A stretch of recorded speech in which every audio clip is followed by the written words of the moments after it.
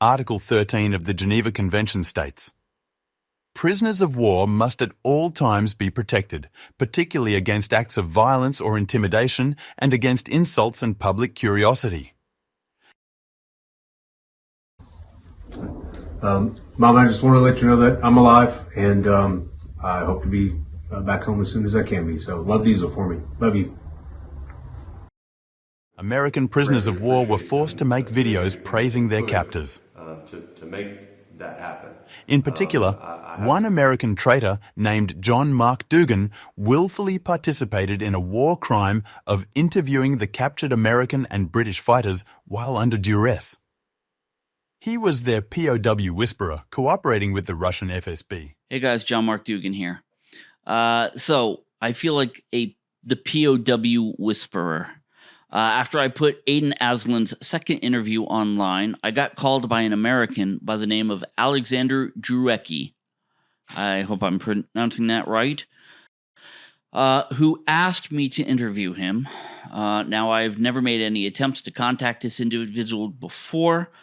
I've never spoken to him or his attorney. He knew of me from interviewing Aiden Aslan. Now, I have to tell you, this guy was very forthcoming, and I really appreciated that. Anyways, he voluntarily contacted me because he wants his story to be told. And that's why I did an interview with him. But I want to make that clear. And I make it clear during my interview. I just want to make it clear that I haven't actually tried contacting you, and it's your voluntary contacting me. You're voluntarily contacting me. Is this correct? No, that's correct. My defender here in the DPR allowed me to use this phone and provided me your number. Said that we could do an interview. Okay. So tell me. The fact that there was a Westerner that was used, an American guy used to be like the official beard of journalism talking to you. Is it true that you reached out to him, or was that arranged by someone else? It was forced by the gentlemen who introduced themselves as my lawyers. Right. But we're obviously MGB and FSB. They said that, we know this guy, we've worked with him before, we want you to call him and tell him your story. And when the phone rang and he picked up, he just launched into this thing like, hey, I've got this idea that I'm going to trade you for this. And I was like, do you even know? Trading you for Julian Assange part Julian stood Assange, out. Like, yeah, all exactly. the people, right. Well, but he's not important, but he is important. But, well, maybe him, well, maybe... Right. Okay. So why don't you publicly petition to have Julian Assange swapped for you? Well, because that would put a lot of pressure. That would put a lot of pressure on these Western governments to have Julian Assange swapped. And everybody knows that Assange is a very valuable...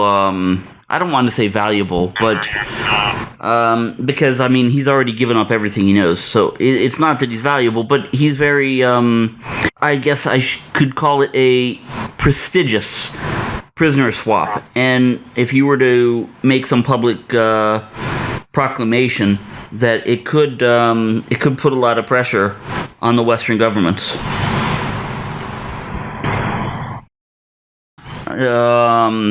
But what I'm saying is, if you write a letter of request, it was just a thought. It was just a thought my friend from Germany had come up with. I thought it was actually very good. I thought it was good because, because I think that the governments over here would go for it. And, really, what does he mean to the United States other than they want to burn him, right? But the thing was, it was because he thought I was Aiden Aslan. Because they had used that same phone to call for Aiden to reach out to him. So when he saw the caller ID, he thought it was Aiden. And and then I'm like, now I understand one of his comments where he goes, I'm talking to this other fighter I've heard of. Exactly. Okay, very interesting. Yeah. So, if I can curse, he's a piece of shit. He's a traitor. Oh, by all means, actually editorialize. What do you think of an American who does that? I think that's absolutely horrible. And the fact that he still lives in America. If you love Russia that much, go live in fucking Russia. If you want to support Russia, be Russian. Don't be doing that out in New York City. Yeah. And don't be faking that you're, working for some greater good by doing that. No, you're a horrible person, because you know what they're doing to us. You know what they're doing to me and Aiden. Yeah. And yeah.